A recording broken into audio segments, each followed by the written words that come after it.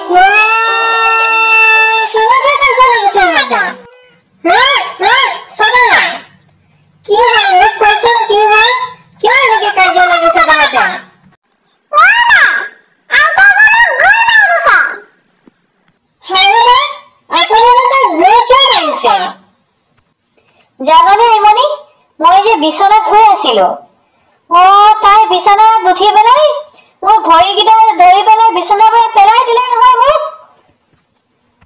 কোনে এটা বিছনাৰ পৰা কিয় পেলাই দিছ দে আমি মিলিজুলি থাকিব লাগে আমি ভালকে থাকিব লাগে কাজিয়া কৰিব নালাগে মানে বল আমি এটা নাচিয়ে দিওঁ বিহু এটাকে লাগে